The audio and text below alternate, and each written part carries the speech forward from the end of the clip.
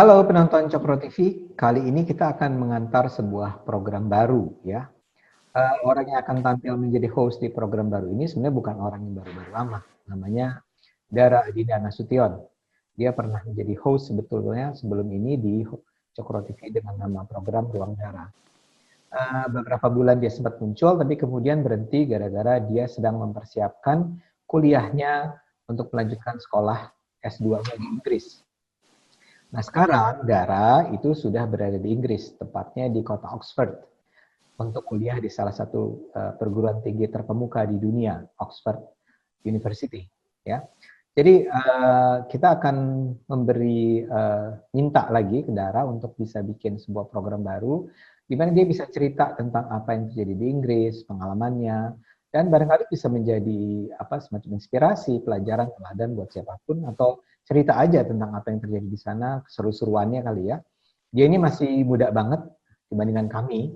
Saya di sini ada Ade Armando, ada Ahmad Sahal. Halo Dara. Halo Dara. Sahal. Kita usianya kali jaraknya bisa 30 tahun. Nah. Kalau pakai KNPI kan kita masih muda, Bang Adi. Okay, ya. KNPI ya. KNPI itu pemuda 60. 60 itu pemuda, ya. Jadi ya karena yang tua, ukuran tua itu Mahathir. Oh, 90. Ya, Mahathir 90. Jadi artinya masih jadi nggak apa-apa lah ya. Tapi anyway, Dara ini baru aja menginjak usia berapa, Dar? 25 ya? 25 ya. 25 tahun sebulan yang lalu ya, atau berapa? 2 bulan lalu. Iya, 2 bulan lalu. Nah, jadi si Dara kita minta untuk bikin lagi acara. Nah, sekedar pengantar nih, Dara ini itu baru lulus dari Universitas Indonesia tahun 2017, kemudian masuk SMRC, kemudian menjadi politisi di Partai Solidaritas Indonesia, tapi karena PSI-nya juga nggak lolos masuk DPR gitu ya, terus dia sekolah. Nah, yang menarik adalah dia itu sekolahnya memilihnya ke 3 tempat, Mas Ahmad Sahal, ini harus jelas nih. Dia di 3 tempat, 3-3-nya diterima, semua di Inggris, semua adalah perguruan tinggi terkemuka, yaitu Oxford, Cambridge, dan London School of Economics. Ya. Luar biasa. Dan semuanya melalui Chevening ya, beasiswa Chevening. Enggak, pada akhirnya aku berangkat bukan dengan Chevening. Oke, nanti bisa dijelaskan. Nanti bisa dicerita ya. Cuman sebagai pengantar, dia lolos di 3 tempat itu, dan 3-3 itu buat penonton adalah 3 dari perguruan tinggi terbaik di dunia. Nah, satu hal lagi yang saya ingin ingatkan dari Dara, tentang Dara. Dara ini single ya. Jadi ada 25 tahun. Lagi browsing. Ya. Tapi dia di Oxford. Yang sebenarnya saya bilang tadi adalah Dara ini bukan dulunya. Terus dibesarkan di sebuah kota 120 km dari Medan, namanya Pematang Siantar. Ya. Jadi dia sampai SMA dia. Yang nggak ada bioskopnya katanya waktu itu. Iya, nggak ada.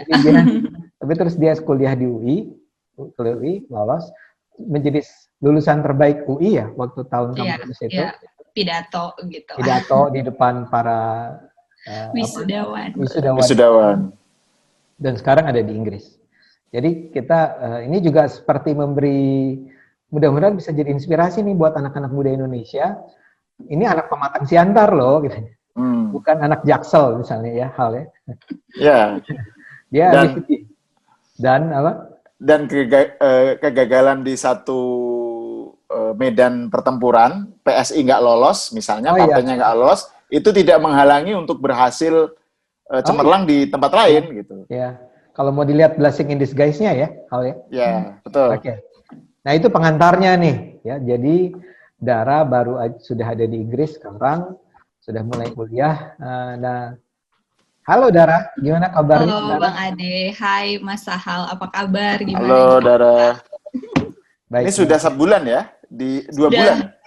Sebulan lebih, iya. Okay. Kemarin nyampe sini itu tanggal 7 September. Terus karena Indonesia ya COVID-nya tinggi banget, kita masuk dalam negara yang mesti self-quarantine atau karantina mandiri dulu nyampe sini. Jadi aku pas nyampe sini ya tanggal 7 itu karantina 2 minggu sampai tanggal 21. Jadi itu beneran 2 minggu nggak kemana-mana. Tapi itu berlaku untuk semua international students?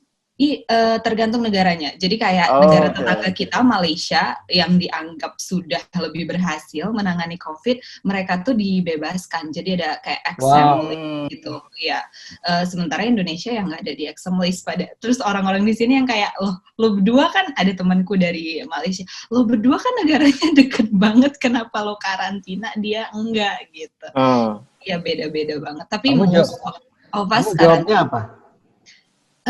Ya gimana ya? Ya emang penanganan COVID-nya beda gitu. Atau kamu harus menjaga nama baik Indonesia di hadapan internasional. Bilang sama mereka, ini orang Indonesia, kita memilih untuk self quarantine gitu. Iya. Juga untuk gitu. persiapan kuliah biar lebih cemerlang gitu. Oh iya, bisa. Saya mau nanya, itu di belakang itu kamarmu? Iya, this is my accommodation. Jadi memang akomodasi. Jadi kalau di Oxford, dorm, itu dorm kampus, bukan? Bukan. Ini aku akomodasi privat karena dorm kampus aku. Jadi di Oxford itu kan berdasarkan college gitu ya. Nah, college itu kayak apa ya? Kayak fakultas kali ya di Indonesia gitu. Nah, si college ini dia yang alokasiin kita dapat tempat tinggal di mana. Nah, kebetulan aku tuh dapat di college, tapi tempatnya lumayan jauh dari tempat kuliah aku, dari kampus aku gitu. Sementara kan Oxford mutusin untuk in-person teaching kan. Jadi aku ngerasa ya udah cari akomodasi yang lebih dekat aja ke kampus gitu. Tapi beneran dibebaskan. Tapi Oxford punya ketentuan bahwa mahasiswanya nggak boleh tinggal di luar kota. Jadi ada perjanjian itu pasalnya gitu. Nggak tahu juga kenapa. Tapi ada disebutkan secara spesifik kamu harus tinggalnya di Oxford gitu. Kalau Bang Ade kan mungkin mahasiswanya tinggalnya jauh-jauh gitu ya, nggak di Depok. Karena itu kan saya di Depok ya, buat penonton saya ngajar di Depok. Mahasiswa UI itu ada yang di Jaksel gitu. Oxford mesti di Oxford semua. Ya, kalau yang pengalaman saya ya, misalnya di Amerika, saya kan juga Fulbright untuk master ya, New York University. Itu untuk mahasiswa S2, S3 kan memang dibebaskan. Ngambil mau tinggal di mana kan terserah. Kalau S1 mungkin lebih ini ya, lebih ada aturan yang khusus gitu. Kalau di sana enggak ya? Dan ini tempat kosmu tuh segede ini ya? Sebenarnya ya segede ini gimana? Maksudnya ya aku alhamdulillah sih dapat yang lumayan. Ini bener kosmu, gitu. Jangan-jangan kamu pinjem punya orang supaya kelihatan kayak. Iya, demi syuting Cokro TV aku nginep di tempat teman. Terus kayak pemiliknya nungguin di luar gitu. Atau sebenarnya lagi di toilet. Jadi kalau nanti ada yang lewat-lewat maaf ya, karena awas loh kalau kamu sampai lewat-lewat di belakang cowok lagi, kita akan minta jadi ketahuan. Pemerintah Indonesia menarik kamu dari Oxford. Tapi oke. Kita mulai yang serius nih ya. Iya. Jadi kamu itu lulus 3 di 3 kampus terbesar itu? Mau nanya, diterima di 3 kampus terbesar. Iya. Itu terus gimana kamu akhirnya memutuskan Oxford itu gimana, Dara? Iya, jadi kan memang aku kemarin daftarnya di 3 tuh, Cambridge, LSE, dan Oxford. Alhamdulillah 3 LSE itu London School of Economics ya? Iya, London School of Economics. Bukan lembaga survei Indonesia. Iya. Jadi memang 3 kampus ini kayak lokasinya juga beda-beda gitu kan. Satu di London, satu di Cambridge, satu di Oxford gitu. Jadi memang pertimbangan kota ini juga salah satu yang membuatku akhirnya memudahkan gitu. London tuh kan memang sangat metropolitan, Cambridge itu sangat desa di pinggir banget dan lebih sepi dari Oxford, sementara Oxford itu dua-duanya gitu. Jadi masih desa tapi juga lebih lively dan lebih rame ketimbang Cambridge gitu. Itu kota tuh salah satu variabel gitu. Cuman sebenarnya variabel paling besar adalah apakah mereka buka in-person teaching atau enggak? Apakah kita in-person teaching itu artinya apakah ada pembelajaran tatap muka yang dilakukan? Nah, Cambridge itu memutuskan dia udah cepet banget. Ini kaitannya karena ada COVID ya? Jadi karena dia ada COVID gitu kan. Jadi kalau Cambridge dia memang di awal udah bilang bahwa kita tuh akan full online untuk tahun ini, tahun 2020-2021. Gugurlah Cambridge gitu kan, karena aku mikirnya ngapain kita jauh-jauh ke sini, tapi kuliahnya online itu kan maksudnya interaksi sama teman-temannya juga akan lebih sulit gitu. Pokoknya kayak sayang lah. Terus kalau LSI dia kayaknya blended learning juga, jadi hybrid, ada yang online, ada yang datang ke kampus. Tapi masalahnya si program yang aku tuju itu baru buka tahun pertama, jadi belum ada alumni sama sekali, dan ini juga di tengah COVID, tiba-tiba ada program baru, aku juga agak was-was gitu bagaimana mereka akan menyelenggarakan programnya gitu kan. Cuman it's a good school gitu LSI. Akhirnya aku pilih si Oxford karena satu, dia memutuskan oke, kita buka kampus dengan protokol kesehatan yang ketat, kita akan bikin blended learning gitu ya, jadi boleh datang ke kampus tapi juga teman-teman yang nggak bisa datang ke sini bisa ikut online dari Zoom atau platform lain gitu. Terus juga yang kedua adalah karena si Oxford ini menawarkanku beasiswa gitu, jadi sebenarnya aku tuh untuk beasiswa udah daftar Chevening pada waktu itu, udah interview tahap akhir, tinggal nunggu pengumuman kan. Cuman di tengah-tengah Chevening itu beasiswa yang disediakan oleh pemerintah Inggris pemerintah Inggris ya. Untuk sekolah di Inggris. Di Inggris dan kampusnya harus Inggris gitu, berarti kalau mau daftar Chevening. Nah, Dara sudah daftar situ tadinya? Sudah daftar Chevening? Sudah di interview, udah lolos tahap ini administrasi, terus udah dipanggil interview, jadi dalam tahap nunggu pengumuman akhir. Nah, ternyata pas lagi nunggu pengumuman akhir itu kan bisa, aku wawancara Maret, mereka baru pengumuman akhir itu kayak Juli apa. Nah, di tengah-tengah itu si Oxford tiba-tiba ngabarin, kamu udah punya funding belum gitu kan, terus lagi nunggu Chevening gitu, dan mereka intens banget mantau kita secara personal gitu, funding udah dapet. Terus pas aku bilang masih nunggu Chevening, dia bilang, oh ini kita nominasikan kamu untuk beasiswa Jardine Foundation Scholarship ya katanya. Jadi Jardine itu kayak grup usaha di Hong Kong base-nya, di Indonesia itu kayak dia punya Astra International dan juga IKEA, dia punya saham di sana. Jadi dia bilang, kita nominasikan kamu ya untuk daftar Jardine gitu. Terus di situ aku beneran, apaan Jardine gitu kan, kayak bahkan nggak pernah dengar sebelumnya. Terus aku ingat banget itu tuh, terus dia bilang, ya udah submit ya syarat-syaratnya gitu. Terus aku di situ kelupaan. Karena pada saat itu baru outbreak COVID kan pertama, terus aku kan di PSI itu lagi hektik lah melihat isu pemerintah apa-apa segala macam. Akhirnya aku kelewatan deadline-nya Jardine.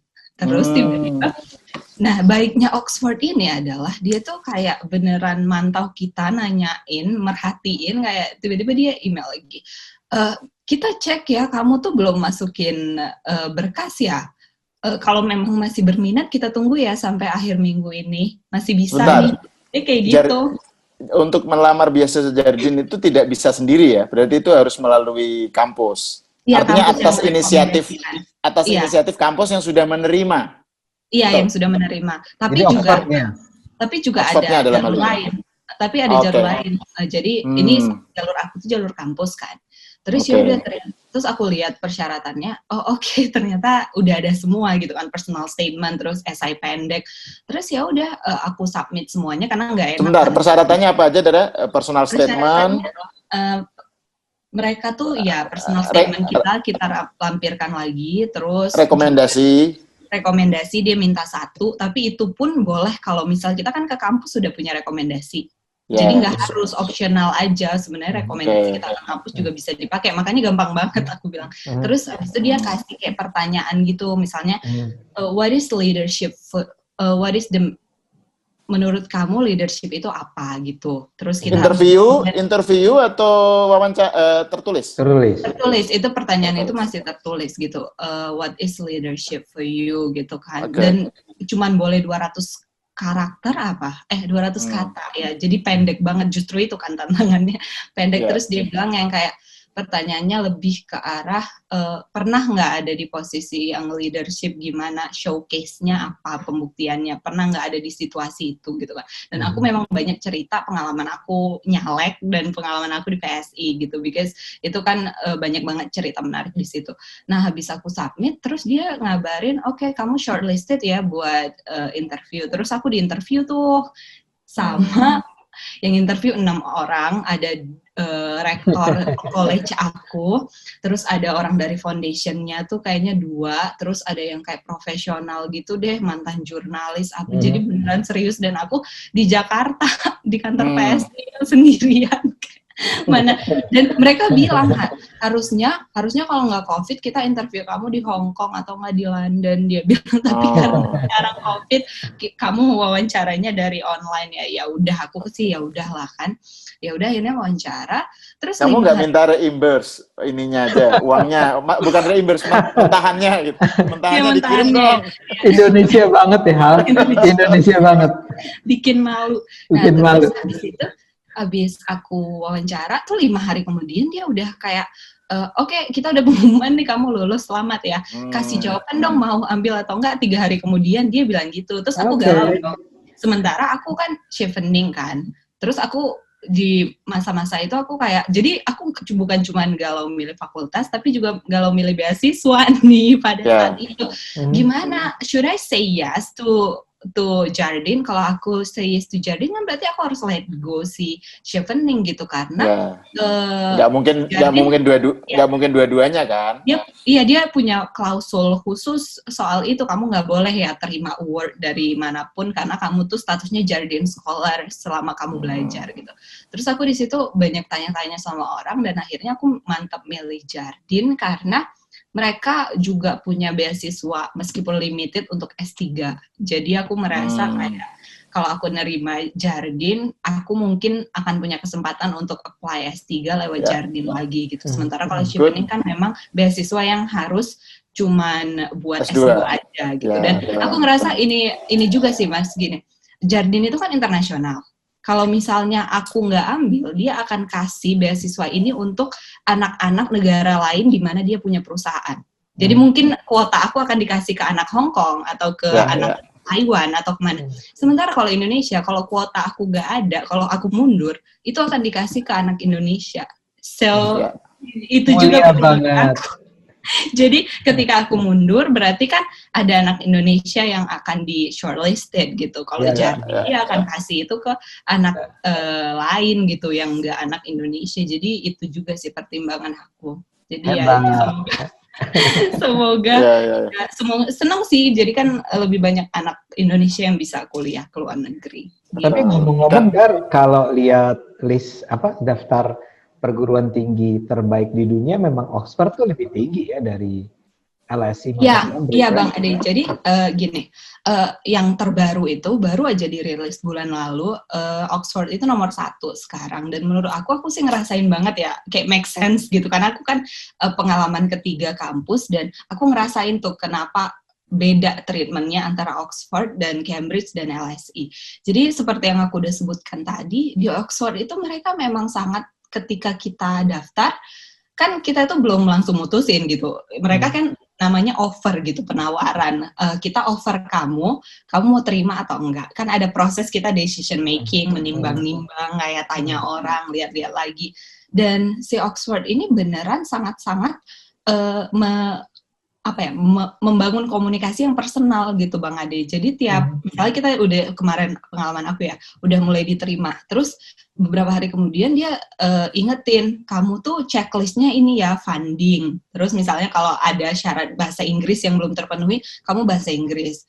Terus dia cek lagi, ditanyain gitu Bang Ade tiap minggu, gimana fundingnya, gimana bahasa Inggrisnya. Dan kalau misalnya kamu kesulitan, apalagi pada saat itu kan COVID Bang Ade, semua venue tes bahasa Inggris itu IELTS itu tutup pada waktu itu. Jadi kita beneran banyak yang bingung, tapi mereka tuh bahkan di Oxford mereka kasih kita kesempatan untuk ngobrol sama profesornya di awal sebelum kita mutusin. Dia bilang kayak kita buka slot nih untuk kamu, siapa tahu kamu kan Jadi ini kan sekolahnya government gitu, decision maker.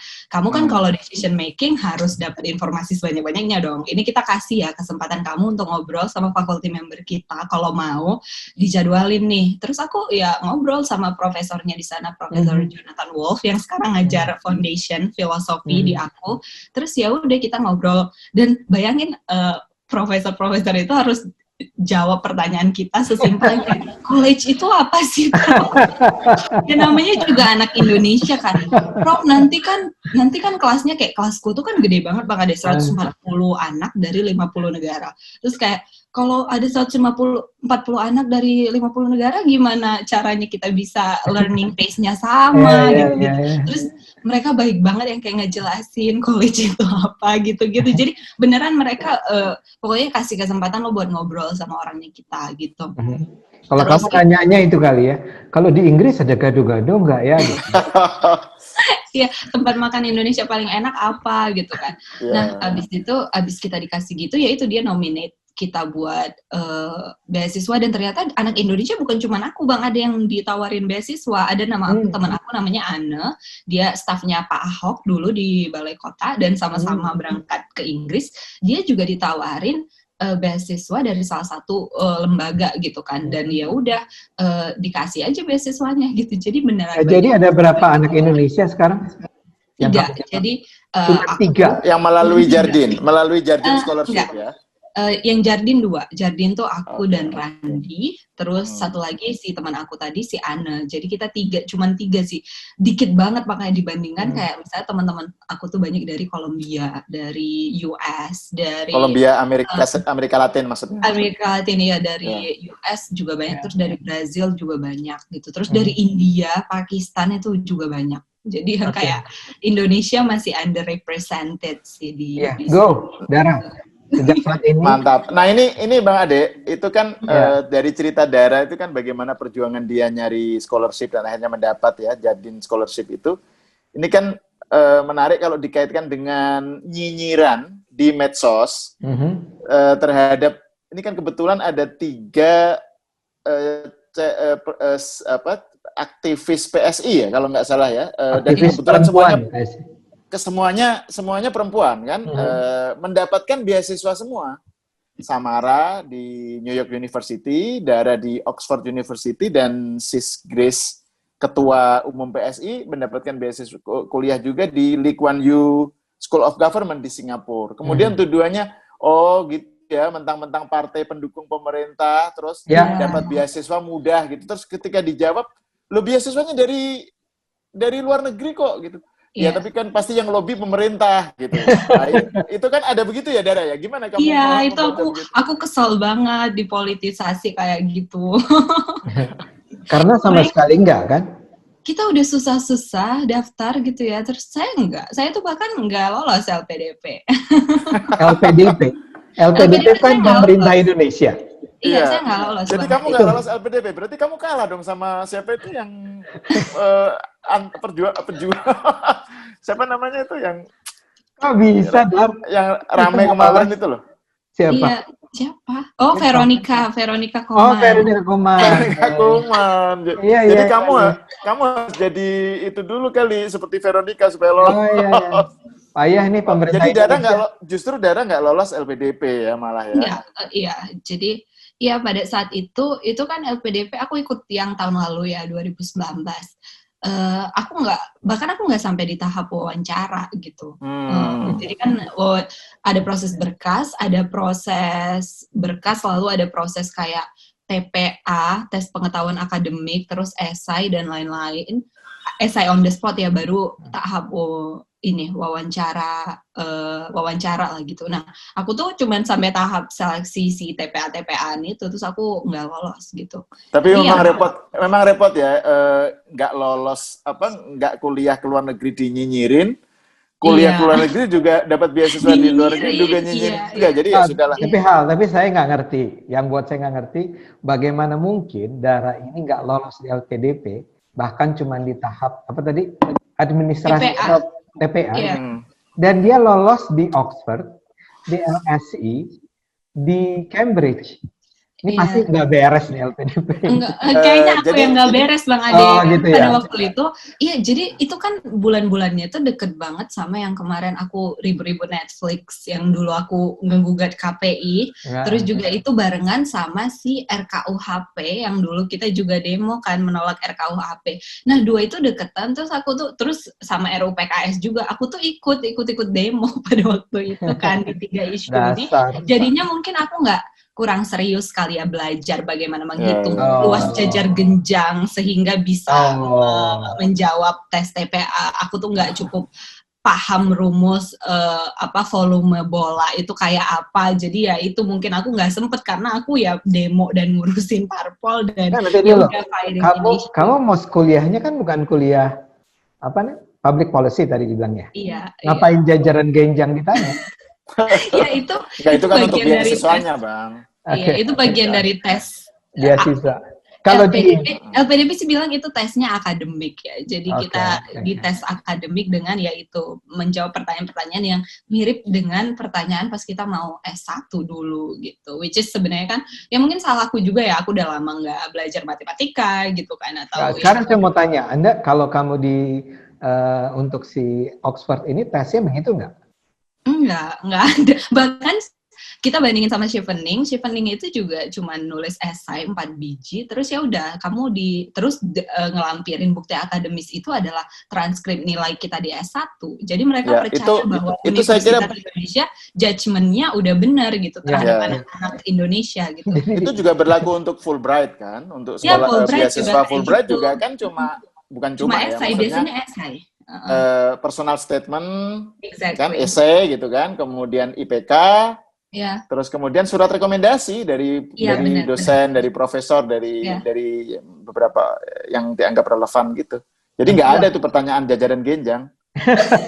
Jadi di LPDP juga ada, tapi itu tahap di awal banget itu esainya gitu. Terus nggak tahu deh esainya dibaca atau enggak, soalnya kayak 3 minggu kemudian kita udah disuruh ujian TPA itu gitu. Nanti kita sampaikan ke Mas Nadim ini. Iya. Tapi saya bukan barisan sakit hati ya, I'm fine with LPDP. Sekarang juga kayak udah terima. Nggak sakit hati ya karena lolos ke Oxford dan dapat beasiswa. Pasti jauh lebih besar. Aku senang sih berangkat dengan beasiswa non pemerintah gitu ya Bang Ade, karena sebagai politisi buatku ketika aku dapat beasiswa LPDP atau Chevening itu tuh sama-sama serba salah gitu. Kalau aku dapat LPDP aku dibilang ya itu memanfaatkan kekuasaan kayak yang kita udah lihat di medsos. Kalau aku dapat beasiswa pemerintah Chevening juga mungkin aku dianggap antek asing, mengkhianati Indonesia or something, right? Jadi aku senang sih aku berangkat dengan beasiswa private gitu, emang foundation yang charity CSR aja dia kasih ini kan, kasih amal lah buat anak-anak Indonesia gitu sih. Jadi itu hikmahnya. Ini ya, saya mau kasih pertanyaan menurut saya buat saya jadi penting. Gini, bukan karena saya menganggap bahwa orang di Indonesia itu apalagi pematang siantar gitu ya, terbelakang atau apa, enggak, bukan itu. Tapi menurut saya pencapaian daerah ini kan bisa menjadi contoh buat banyak orang. Ya, betul. Jadi pertanyaan saya itu, menurutmu ya dalam penilaianmu sendiri, apa yang menyebabkan kamu bisa yang saya tahu kamu juga bukan anak orang kaya di Pematang Siantar, bukan pejabat, bukan apa-apa, terus ke Jakarta, terus ini semua kamu apa sih sebenarnya kalau mau dibilang ke anak-anak muda Indonesia, apa resep atau apa gitu ya? Iya, resep. Ya, jadi aku cerita dikit ya Bang Ade background aku. Jadi aku selalu bilang yang kayak I was born poor gitu. Ketika aku lahir, orang tuaku, ayahku tuh masih kerjaannya jadi office boy di kantornya gitu. Jadi tapi titik baliknya dari ayahku tuh ternyata dia mau ambil kuliah lagi malam. Jadi dia pagi kerja jadi office boy, malam dia kuliah S1 gitu. Which is mungkin orang-orang lain pada saat itu nggak kepikiran, tapi dia nekat aja gitu di bela-belain kuliah. Dan karena dia pada saat itu udah punya gelar dibanding orang-orang lain, dulu kan masih S1 tuh masih powerful banget kan. Ya udah akhirnya dia apply ke tempat kerja dia, BUMN, salah satu BUMN di Indonesia.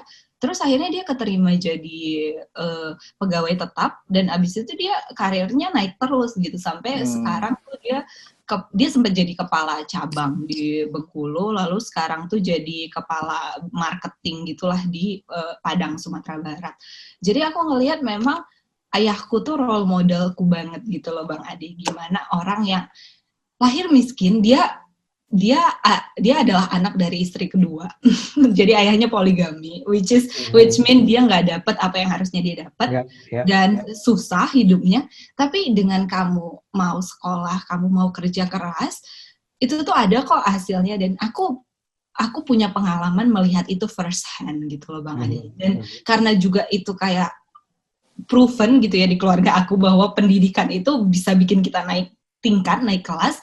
Jadi ibu aku juga akhirnya ngelihat bahwa kalau gue mau anak-anak gue nantinya sukses harus gue sekolahin tinggi-tinggi, gue sekolahin sedini mungkin, seintens mungkin. Pokoknya kita harus, nggak apa-apa kita susah, makan susah, yang lain-lain susah. Yang penting anak-anak ini kalau mau sekolah, mau baca, mau apapun untuk pendidikan harus ada gitu.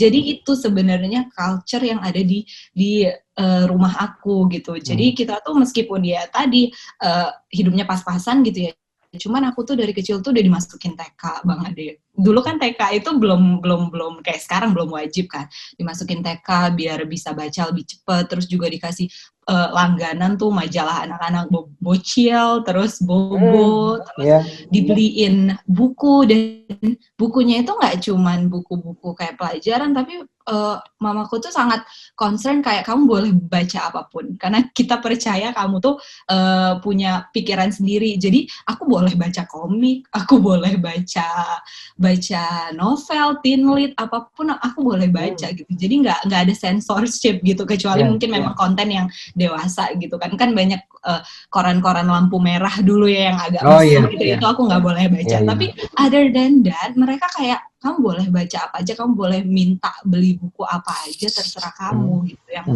penting kamu harus suka baca gitu. Nah dari situ aku memang jadinya suka baca dan jadi imajinatif gitu loh Bang Ade, karena kan kalau dari Bobo itu kan mereka tuh, aku sukanya tuh ada rubrik yang nyeritain kayak di tempat lain, di provinsi lain di Indonesia tuh lagi ngapain sih, terus di Jakarta lagi ada acara apa sih buat anak-anak dulu, ada kayak operet, terus ada misalnya di Dufan lagi ada apa, and I was thinking seru banget ya hidup di Jakarta. Seru banget hidup di Jakarta gitu. Pematang Siantar mah kagak ada aja ya. Komplit tuh kondisi aku pada saat itu. Terus aku kayak dari situ, aku baca tuh kan, baca Bobo tuh kayaknya sampai kelas 6 SD. Dari masuk SMP aku udah tahu bahwa aku harus lanjut sekolah di Jakarta. Bodoh amat di Jakarta atau di Jawa atau dimanapun. Kalau orang-orang bilang yang kayak nggak mau, dari SMP aku emang udah plan aku bakal kuliah di Jawa gitu, bodoh amat gitu.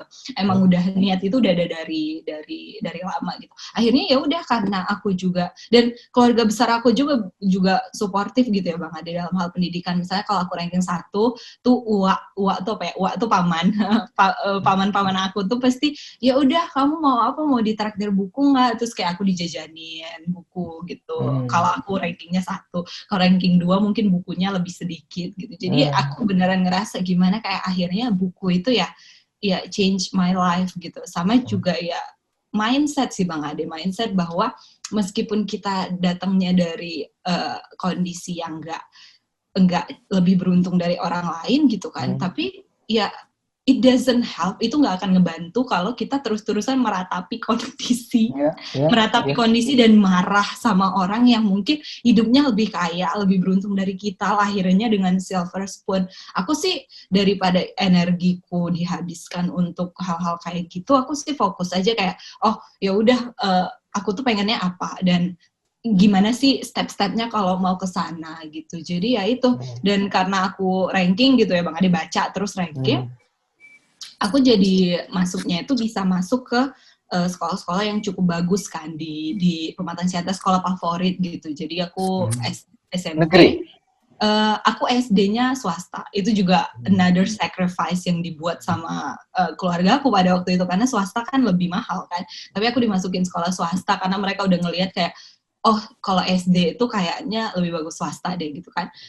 Terus di SMP aku negeri karena orang tuaku kan kalau di SD itu kebanyakan Muslim. Aku cuma punya satu teman Kristen pada waktu itu, dan dia kasihan gitu, kayak kalau kita agama dia nggak harus ikut pelajaran agama kita, dia dipanggilin guru sendiri, tapi kasihan gitu kan, kayak tapi ya cuma satu teman aku yang Kristen pada waktu SD. Tapi pas SMP mungkin orang tua aku pengen aku punya teman dari berbagai latar belakang gitu ya, kan di Sumatera Utara juga banyak banget orang Kristen. Jadi aku SMP SMA itu dimasukin sekolah public school, sekolah negeri, dan teman-teman aku tuh ya itu Kristen, guru-guru aku Kristen. Terus kita tuh kalau misalnya Lebaran mereka datang ke rumah aku main, terus kalau misalnya Natal kita yang main ke sana, itu seru banget. Terus ya gitu, terus orang tuanya juga sangat welcome gitu kan, dia main aja. Terus guru-guru kita juga kalau Natal kita kayak kasih bingkisan gitu. Terus kalau Lebaran juga kita bawa makanan, makan di kelas bareng-bareng gitu loh. Jadi aku senang sih sekolah di sekolah negeri gitu, jadi terpapar tuh sama pertemanan multi agama dan multi budaya lah gitu. Jadi kamu masuk UI itu karena ranking atau emang ujian bareng biasa aja? Ujian bareng. Jadi aku juga nggak lulus Bang Adi. Jadi sebenarnya aku tuh banyak gagalnya juga. Lihat-lihat tidak secemerlang itu. Jadi jadi jangan curcol. Enggak, dia justru nggak mau curcol ini hal. Iya. Dia lagi mau cerita, gue fight back nih gitu ya. Bagaimana? Jadi nggak lolos. Di UI kan Bang Ade kan dosen ya, Mas Hal juga mungkin familiar sama sistem pendidikan di Indonesia. Kan kalau kamu ranking 1 terus, itu kamu bisa sebenarnya kamu berpotensi untuk ikut seleksi kan, yang dengan nilai rapor. PMDK itu apa namanya? Ya dulu namanya PMDK, di aku namanya SNMPTN undangan. Jadi invitation gitu loh, di-invite untuk ikut seleksi. Nah, kita tuh pada waktu itu aku tuh ranking 1 umum Bang Ade, dan SMA aku IPA kan. Terus aku nyoba tuh jadi mau ke UI, karena dari dulu udah pengen UI. Kayak kalau kata mamaku tuh semua dinding kamarku tuh kayak ditempelin stiker-stiker UI, di print sendiri. Terus HP-ku wallpapernya UI, pokoknya rusuh banget lah, laptop UI semuanya. Obses gitu kan, kayak harus UI. Terus aku daftar tuh SNMPTN undangan ke Sistem Informasi UI. Nah, dilalah pas hari pengumuman, ya kalau anak-anak lain kan yang buka pengumumannya di warnet gitu kan. Nah, aku tuh dibukain sama kepala sekolah aku, karena dia yakin kamu pasti masuk, kalau bukan ranking 1. Terus kepala sekolah aku yang bukain di kantor, dia ingat banget apa nama password kamu, username-nya juga. Terus pas dibuka, dan pada saat itu temen aku yang ranking 2 umum tuh udah lolos masuk UI gitu. Jadi orang kan rasional aja, nggak mungkin lah lo dia aja masuk. Terus pas dilihat ternyata aku nggak masuk. Itu malunya double gitu. Terus kayak awkward gitu sama kepala sekolah aku yang kayak terus aku sedih tuh, dia juga maaf ya kayak over optimis, over confident gitu. Jadi akhirnya udah kamu nggak masuk kan. Cuman pada waktu itu, dan semua orang kayak nanyain kenapa sampai dijadiin berita gitu. Gimana? Jadi sampai nggak tahu ya, mungkin aku kemarin tuh ada berita gitu. Jadi yang nemu juga bukan aku beritanya, tapi teman kuliah aku pas sudah di UI. Jadi bang, gue googling deh nama orang-orang di sini, gue nemu berita lu. Hah, berita gue kenapa? Iya, soalnya di berita itu diceritakan gimana lo udah ranking tapi nggak masuk. Nggak lolos. PTN. Akhirnya masuknya lewat apa? Lewatnya itu jadinya aku abis itu aku kan coba jalur tulis SBMPTN, tapi aku tuh nggak nyoba UI karena traumatized kan, takutnya kalau misalnya UI lagi kalau nggak dapet gimana. Terus aku nyobanya Unpad, udah keterima di Unpad waktu itu, udah tinggal bayar uang kuliah. Terus aku juga coba simak UI tapi yang reguler, yang uang kuliahnya juga sama kayak jalur SNMPTN dan SBMPTN. Alhamdulillah masuknya itu akhirnya di SIMAK. Jadi aku juga dulu SIMAK lulus. Iya, jadi dulu aku juga S1 keterima di Unpad, di UI sama di Undip gitu. Jadi it's like history repeat itself gitu. Dan selama di UI, Dara sebagai anak pematang Siantar get along sama dengan anak-anak Jakarta yang iya. Jadi nggak usah minderan gitu loh dalam hidup ini. Jadi yang kayak toh maksudnya gini loh Bang Ade, kita anak daerah, tapi juga di tempat kita tuh kan bukan kita sendiri yang anak daerah gitu, dan jangan-jangan kita doang gitu yang ngerasa, kita yang mengadopsi apa ya, prejudice atau dugaan seolah-olah anak Jakarta itu pasti akan jahat ke kita, pasti akan kayak othering atau meliankan atau apa ya, jahat lah gitu ke kita bahasa ininya. Ternyata enggak gitu, when you ketika kita reach out sama mereka, enggak, mereka juga temenan aja gitu, kuliah juga bareng-bareng, toh mereka juga senang belajar sama kita gitu kan, ya gitu. Jadi aku kayak biasa aja sih di sana. Ngapain? Karena menurutku itu semua di mindset sih Bang Ade. Kalau mindsetnya udah kayak limiting yourself, ya gimana, susah kan? Gitu. Dan itu juga yang membuat tadi ya, tadi Dara menjadi mahasiswa lulusan terbaik di tahun itu ya. Iya, itu ya, alhamdulillah pada waktu itu. Nah, ketika sesudah itu lulus ya, apa yang sebenarnya gini, kamu tuh punya banyak pilihan, tapi kemudian kamu memutuskan untuk, kan banyak orang yang, aduh, masa sih S2-nya langsung ke Oxford gitu ya? Itu kan pasti sangat challenging, sangat berat.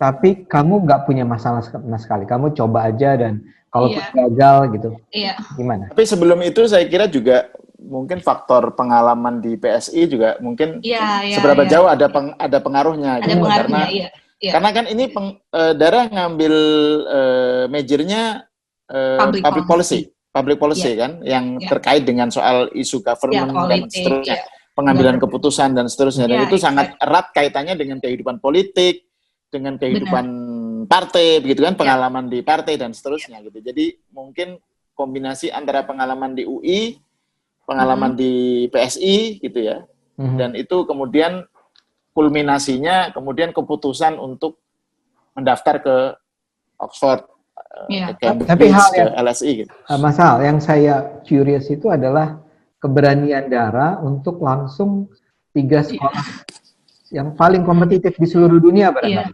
Itu tidak membuatmu takut? Iya, jadi Mas Sahal benar, pengalaman di PSI itu ngebentuk mental juga Bang Ade. Bayangin, aku nyalek pada waktu itu umur 22 tahun, mungkin Bang Ade dan Mas Sahal ngikutin perjalanannya, dan aku nyalek beneran yang karena nggak punya duit gitu ya, jadi ya beneran turun ke masyarakat, which is dapil aku tuh 10 kota kabupaten di Sumut, di mana orang-orangnya dan disangka adiknya menantunya Jokowi ya? Iya, karena terus kayak selalu, adiknya Bobby ya. Jadi kalau ada kotel efek ekor jas, aku tuh bukan dapat efek ekor jas dari Jokowi, tapi dari Bobi Nasution. Jadi kayak ekor jas derivatif gitu turunan. Terus itu menurutku ketika aku memutuskan masuk ke politik itu aja udah salah satu hal yang challenging dan membina mental lah, gimana harus berhadapan sama kondisi-kondisi yang kadang kompleks dan sulit gitu kan. Nah, tapi kenapa aku menjawab pertanyaan Bang Ade, kenapa aku berani ke Oxford? Jawabannya why not gitu loh.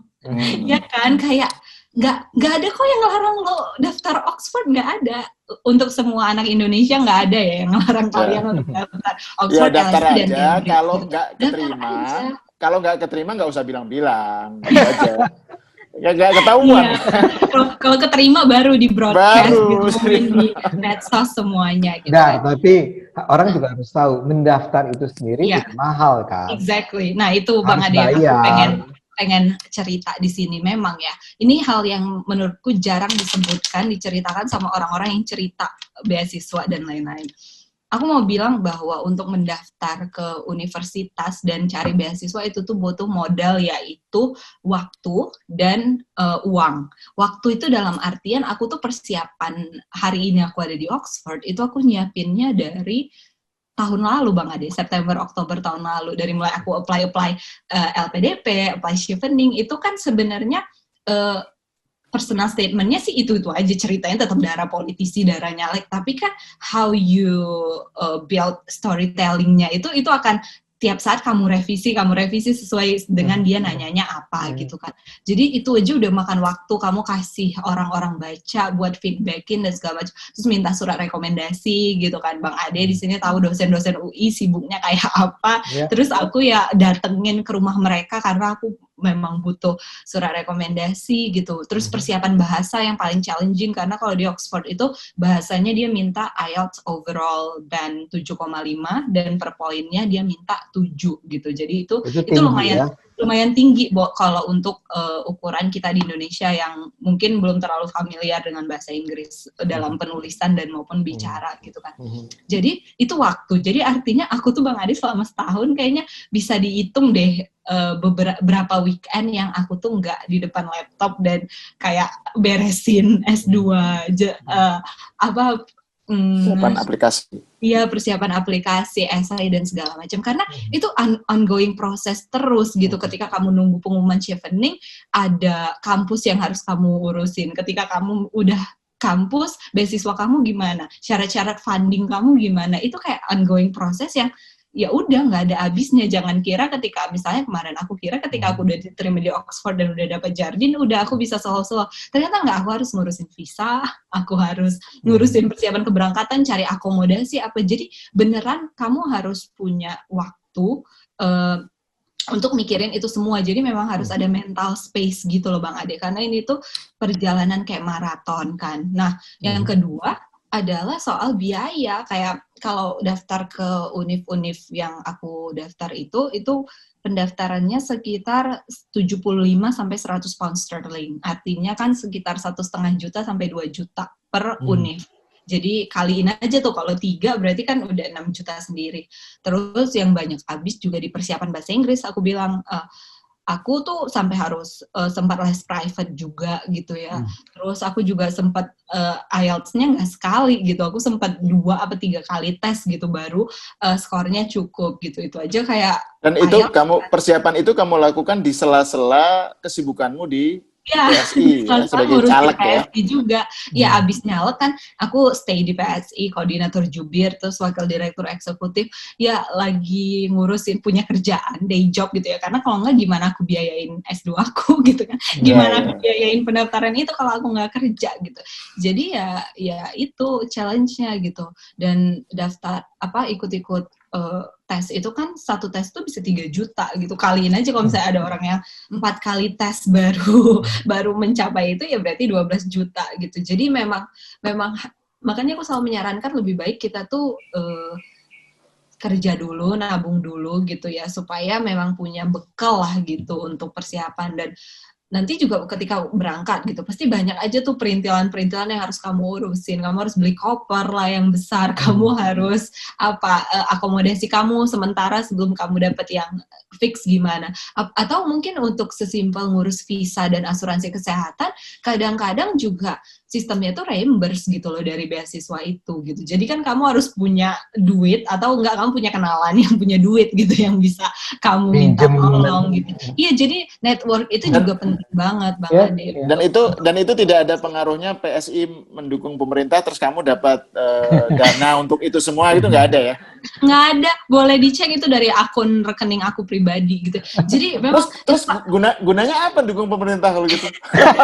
LPDP nggak dapet ya, LPDP nggak dapet, bantuan-bantuan nggak dapet, ya nggak ada. Tapi nggak apa-apa, lebih baik independen. Ada sih disebutin di personal statement during campaign mendukung pemenangan Pak Jokowi di kreasi. Jadi ada sebenarnya. Di mana itu? Di mana? Di personal statement aku kan. Oh iya. Tapi itu kan buat orang Oxford, nah dia nggak peduli kali mau. Tapi kan itu bercerita tentang pribadi kan. Personal statement ya namanya juga personal kan. Jadi memang harus jujur dan harus konkret, harus detail kan. Ada buktinya. Tapi jangan-jangan Mas Sahal, jangan-jangan Pak Jokowi itu ngontak Oxford. Tolonglah dibantu, itu anak kita. Indonesia banget. Yeah. Atau Bobi Nasution yang telepon. Itu. Mungkin Pak Muldoko kali. Mungkin. Iya. Tapi are you happy sekarang? Happy banget di sini, ya ampun Bang Ade. Aku ngerasa beda banget sistem pendidikan di sini sama di sana. Jadi aku boleh cerita ya. Sebentar. Sebelum soal kamu di situ ya, sebelum kamu di Oxford, tentang keputusan memilih Oxford dan bidang public policy. Majornya kan public policy ya. Betul. Nah, kenapa Dara memutuskan memilih Inggris? Kenapa tidak? Misalnya kan ada banyak opsi tuh. Misalnya bisa di Kennedy School di Harvard. Ada atau di Korea government atau di pokoknya di Amerika atau Korea atau Singapura atau di mana. Nah, ini Dara memilih Inggris. Kenapa Inggris? Yang pertama aku senang sama culture-nya gitu, vibe-nya gitu loh, Mas. Dulu kan senang nonton Sherlock, terus senang dengar orang ngomong British. Itu yang superficial banget, tapi yang lebih substantif adalah programku ini, si Blavatnik School of Government dengan MPP ini adalah program yang memang sangat besar angkatannya gitu, 140 anak dan sangat diverse gitu loh. Aku bisa ketemu orang dari berbagai negara dengan berbagai latar belakang dan setiap aku ngobrol sama mereka pasti ada aja hal menarik yang interesting dan inspiring gitu loh. Jadi menurutku itu juga sangat jadi pertimbangan yang kuat gitu kan. Nggak enak kalau misalnya kita cuma sekelas 20 orang akan kenal sih satu-satu, tapi kan mungkin nggak se-diverse kalau misalnya cohort kita itu gede gitu. Nah, yang kedua adalah soal durasi, Mas. Kalau di UK, Inggris kan master setahun ya. Jadi karena dia setahun ya, aku merasa kayak aku bisa mungkin pulang ke Indonesia atau juga bisa lanjut lagi nanti PhD di sini gitu. Tapi kan waktunya juga jadi lebih singkat gitu. Kita kan ngomongin soal opportunity cost, waktu yang aku habiskan untuk sekolah, itu kan mestinya sisanya bisa dipakai buat apa lagi, persiapan nyalek lagi kah, atau persiapan maju wali kota kah, apa, kita kan nggak tahu, lebih ke situ sebenarnya. Terus juga soal ini sih, kalau public policy itu lebih ke aku kan udah punya pengalaman di grassroots ya sebagai politisi, dan aku juga tahu how political parties work gitu, gimana jeroannya gitu, ngerti lah how political party operates gitu. Cuman aku kan masih kurang banget, aku nyadar aku masih kurang banget pengetahuan di bidang technical public policy-nya gitu. Public policy itu kan pada akhirnya lo tentang ngebagi resource kan, ngambil keputusan, lo mutusin duit lo, anggaran dikasih ke A atau ke B, dan kenapa, dan why, hitung-hitungannya kayak apa. Aku tuh belum punya basic itu, dan aku ngerasa aku tuh perlu untuk belajar itu. Dan Oxford dengan MPP-nya ini, Master of Public Policy, dia memang secara spesifik bilang ini sekolah future leaders dan sekolah pengambil keputusan gitu. Jadi akhirnya kita juga bukan research based, jadi kita tuh lebih case study. Ini kayak MBA sebenarnya, Master MBA ya kan, professional school, tapi dalam hal pemerintahan gitu. Jadi perharinya aku akan tiap hari tuh pasti ada applied policy discussion, dia bilang. Jadi kita ngelihat contoh kasus di mana, terus kita kaitin sama teori-teori yang kita pelajarin di kelas, terus kita ya udah discuss dan ngelihat gitu judgement-nya itu kayak apa harusnya. Jadi itu sih metode belajarnya di sini. Jadi bukan yang kayak riset akademik banget gitu. Jadi menurutku itu lebih suit my career as a politician juga, dan lebih berguna aja ke depannya, karena itu yang beneran aku perlukan. Gimana kita bisa melatih judgement yang baik. Terus juga di sini tuh di program aku tuh nggak ada disertasi, tapi adanya summer project. Summer project itu kita mesti kayak magang di lembaga apapun lah di dunia, dan di dunia bahkan mereka nggak harus di UK, dan kita perlu magang itu 3 bulan ya, summer.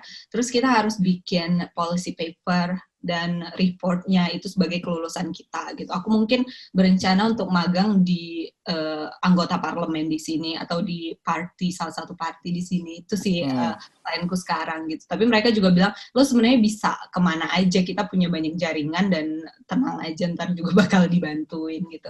Jadi itu sih menurutku akan lebih apa ya, ilmunya itu beneran kepake dan beneran dibutuhin lah di untuk menghadapi dinamika politik di Indonesia abis dari sini gitu. Iya. Iya. Sekarang bisa kembali ke tadi ya. cerita tentang kamu sekarang, ya. Iya. Karena ini kan akan mengantar kamu untuk setiap minggu cerita nih sama teman kita.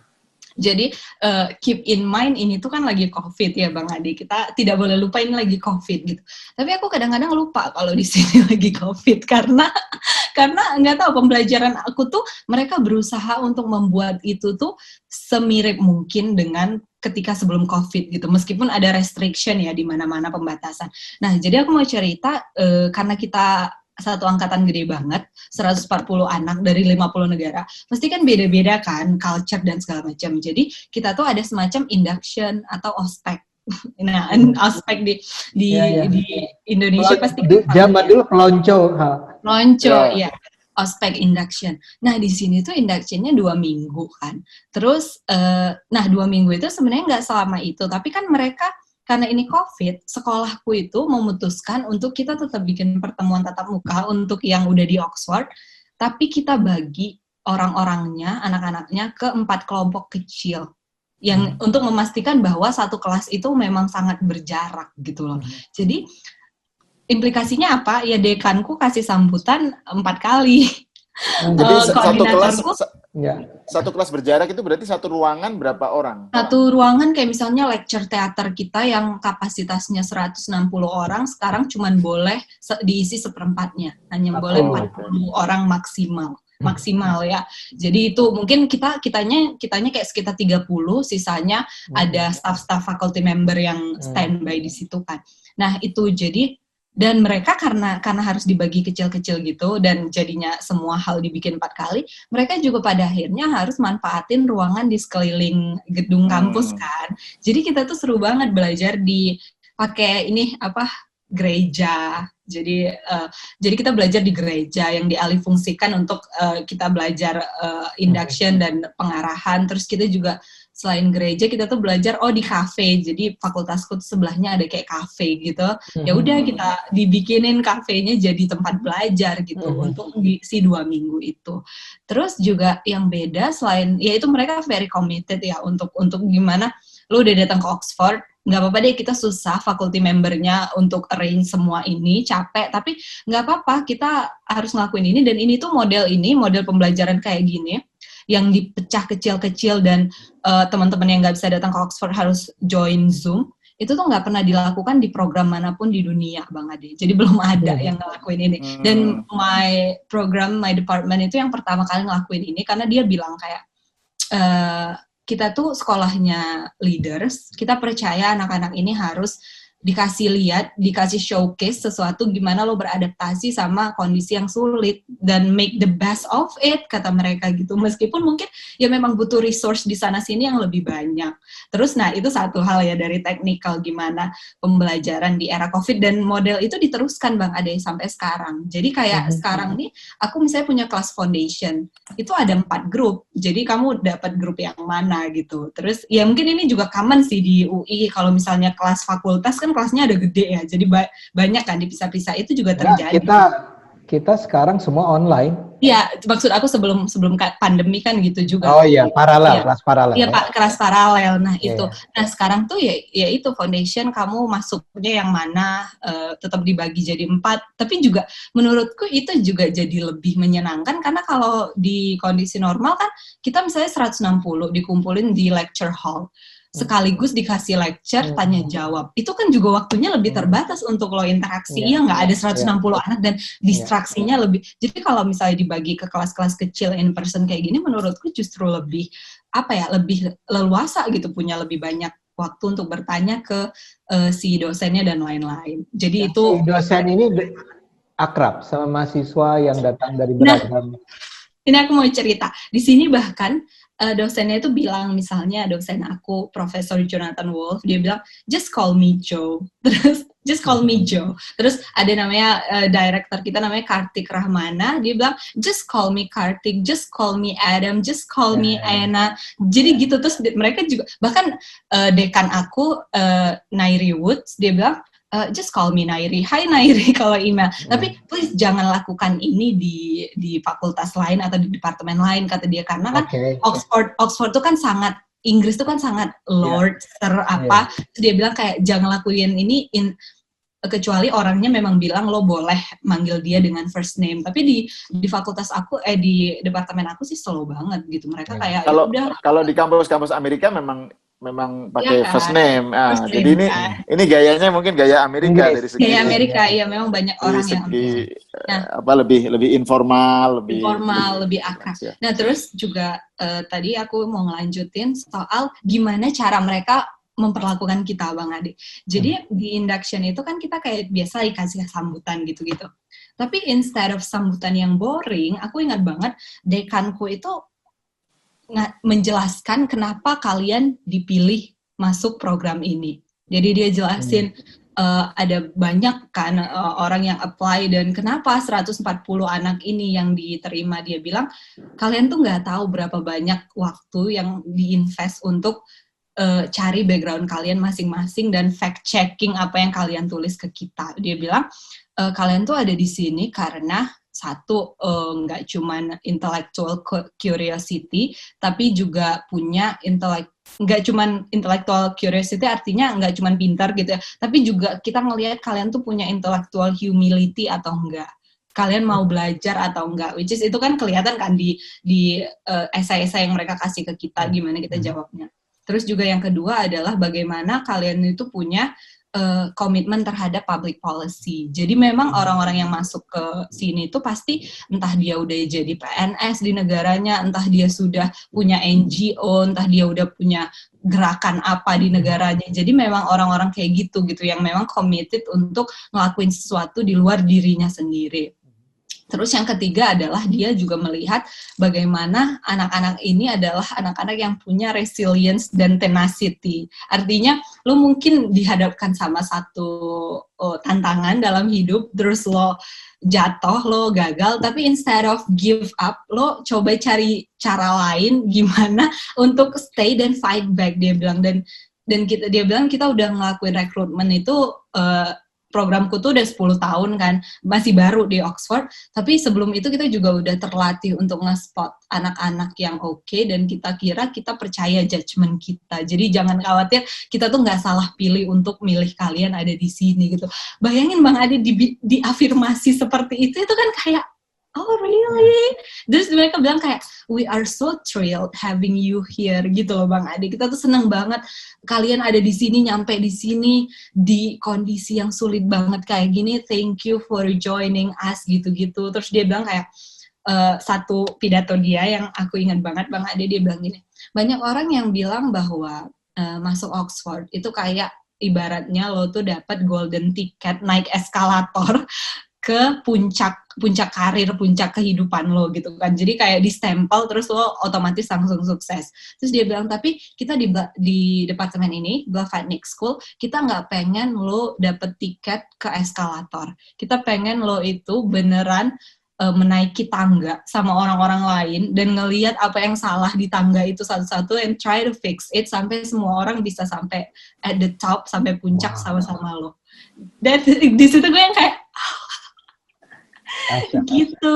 Jadi nggak ada tuh kita yang dimarah-marahin, dilecehkan tuh nggak ada Bang Ade. Jadi yang kayak kalian tuh berharga, you're valuable semua satu-satu. Kita mau make sure kamu tuh di sini didengar, dilihat, being heard and being seen gitu. Jadi lo tuh kesini karena kita percaya tiap-tiap dari kalian itu bisa ngajarin temennya satu sama lain gitu. Jadi beneran kultur kolaboratifnya itu ketara banget. Jadi bukan yang kayak kalian harus compete ya against each other, nggak ada.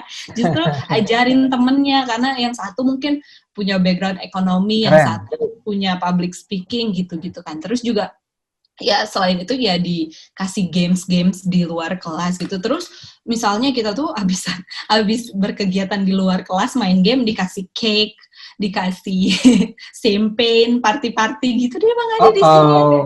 Tapi aku enggak ya.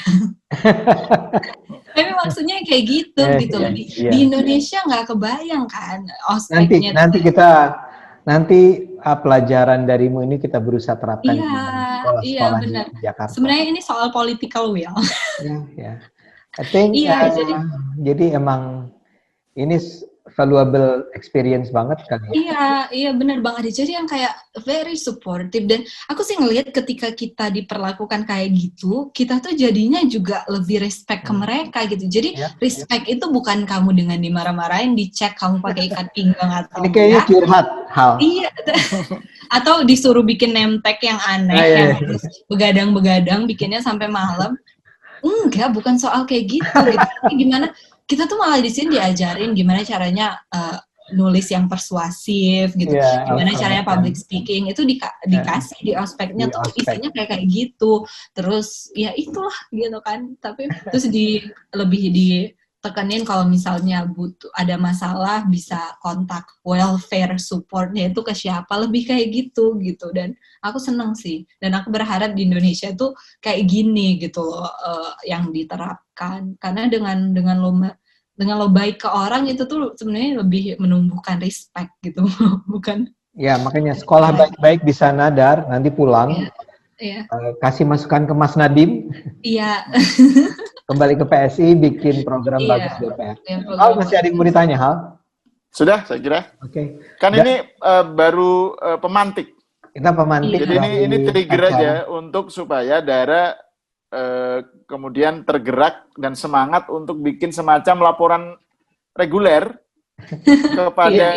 kepada publik Indonesia tentang apa yang dia lihat dan dia harapkan selama di Oxford gitu. Jadi laporan pandangan mata tentang Oxford atau tentang pengalaman Dara di Oxford gitu. Dan pelajaran yang bisa kita ambil ya, Dar ya. Ya.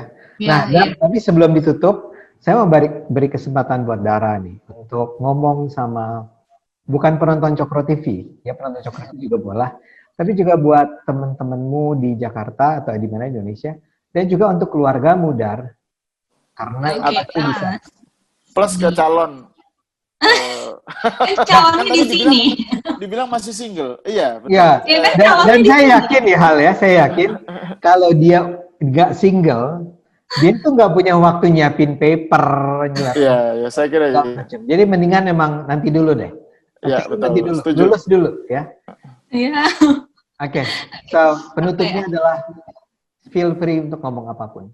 Ya, untuk keluarga dulu ya. Thank you. Makasih banyak udah ngelakuin semua yang kalian lakuin gitu. Meskipun keterbatasannya banyak banget, dan it's not easy gitu untuk bikin ngambil keputusan itu, di antara juga banyak keputusan-keputusan lain yang harus dibuat. Maksudnya nggak mudah untuk menomorsatukan pendidikan ketika sebenarnya kitanya juga hidupnya terbatas gitu, pas-pasan, but ayah sama mama kayak mengambil pilihan itu, dan akhirnya itu terakumulasi kan di aku gitu. So thank you very much for doing that and being such a great role model for me gitu ya. Terus untuk anak-anak di Indonesia, teman-teman yang mungkin juga lagi mau persiapan S2, ini tuh long term marathon yang akan banyak banget yang harus teman-teman hadapin, dan teman-teman mungkin akan gagal berkali-kali. Dari ceritaku aja udah berapa kali tuh gagal kesini, tapi nggak apa-apa gitu. Justru kalau kita gagal itu sebenarnya kita tuh udah punya modal kan, stepping stone di awal untuk ngelangkah ke yang lebih tinggi lagi gitu. Kayak misalnya aku gagal di LPDP, tapi kan draft esai aku di LPDP itu sebenarnya udah jadi modal aku untuk daftar ke Chevening, untuk daftar kemana-mana. Jadi nggak ada yang sia-sia gitu kalau teman-teman gagal juga. Ya udah sedih aja 1-2 hari, tapi after that ya harus dipikirin mau ngapain gitu, lebih ke situ sih. Dan balik lagi, jangan suka mengkotak-kotakan diri dan menempatkan diri dalam box yang kita bikin sendiri gitu. Padahal sebenarnya nggak ada box itu. Kalau orang kan bilang thinking out of the box. Siapa yang bikin boxnya? Boxnya dari mana? Nggak ada box gitu loh. There's no box. Kamu ya udah explore aja, berani aja gitu. Toh kalaupun nggak berhasil ya bisa coba lagi gitu. Nggak usah, move on aja, hidup nih nggak usah terlalu dwelling on something yang aduh sedih banget, nggak usah. Don't be so despair. Terus buat apalagi Bang Ade, buat teman-teman di Jakarta, buat PSI Buat PSI, terima kasih sudah sangat suportif dalam proses saya sekolah gitu ya. PSI top banget deh, kayak suportif, mendukung sekolah, ngasih rekomendasi dan lain-lain. Itu semoga PSI juga setahun ke depan ini jadi partai yang tetap memperjuangkan apa yang dipercaya dari awal, yaitu anti korupsi dan intoleransi, dan tetap jadi panutan anak-anak muda gitu. Untuk Cokro TV? Iya dong. Untuk kakak. Kakak apa? Bobi Nasution. Kirain kakak pembina. Astagfirullahaladzim. Ya, buat Cokro TV dong. Nanti dipotong videonya. Ternyata masuk Oxford karena kakak. Kakak Bobby good luck dengan pemilihannya di Medan. Ya udah, Cokro TV.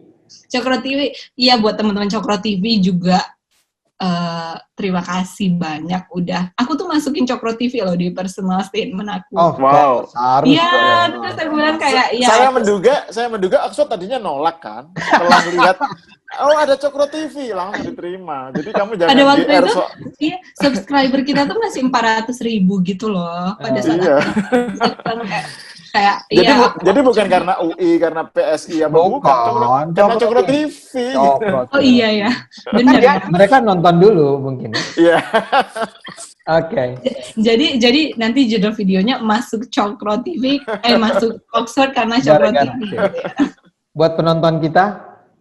Iya, buat menonton Cokro TV, ya makasih banyak udah nonton, dan Cokro TV itu hal yang paling jelas dari Cokro TV adalah sikapnya gitu, di mana dia berpihak dan di mana apa yang dia bela tuh kan jelas banget. Jadi ya ini adalah salah satu referensi yang oke buat teman-teman untuk melihat bagaimana sikap-sikap membela pemerintah gitu, dan aku percaya orang-orang yang nonton jangan membela pemerintah aja dong. Oh iya, nggak membela pemerintah dan juga mengkritisi pemerintah maksudnya, tapi poinku adalah saya kritis pada Jokowi. Aku mancing itu sebenarnya. Kan banyak yang bilang Cokro TV bazar, ternyata enggak kan. Iya, maksudnya banyak tontonan yang memang kalau teman-teman mungkin belum punya sikap terhadap satu isu, sebenarnya Cokro TV itu bisa jadi referensi yang baik gitu untuk ya kita belajar satu isu dan ngelihat sebenarnya kita bisa ambil posisi ini loh. Boleh setuju, boleh enggak ya. That's the beauty of demokrasi kan gitu. Tapi ya makasih banyak udah nonton, dan aku percaya orang-orang yang nonton Cokro TV adalah orang-orang yang kalau kata Bang Ade punya logika. Betul. Thank you Dara. Ya, untuk teman-teman Cokro TV juga tetap semangat menuju Cokro TV ke 7 juta subscriber. Thank you. Keren. Dan juga untuk para penonton Cokro TV, kalau ingin melamar beasiswa ke universitas di Inggris, mungkin bisa konsultasi ke Dara lah ya. Bisa nanya-nanya gitu. Bisa nanya. Dan buat penonton kalau mau tanya-tanya memang langsung soal Inggris gitu ya, bisa dikirim di komen aja di bawah. Jadi kan teman-teman nih nonton. Terus dan Dara punya banyak medsos kan? Instagram punya. Tapi maksud aku kan nanti teman-teman kalau nonton ini terus pengen tahu apa sih soal Inggris, di komen aja di bawah biar nanti aku juga bisa jadi ide buat siapin gitu. Apakah mungkin lebih ke persiapan S2, bagaimana cara nulis esai gitu, just drop di komen aja gitu. Oke. Makasih banyak ya Bang Ade dan Sahal dan Irsya dan teman-teman produksi semuanya. Oke, Dara. Ya. Ini jam berapa di sana? 10.33. Jadi yang kayak masih siang, masih terang. Ya, di sini jam 5, setengah 6 sore ya. Setengah 5 sore. Wow. Iya. 6 jam. Oke ya. Oke, Dara. Good luck. Thank you. Kontak-kontak terus. Bye-bye. Terima kasih penonton Cokro TV. Ya, ini dia anak si Antar di Oxford.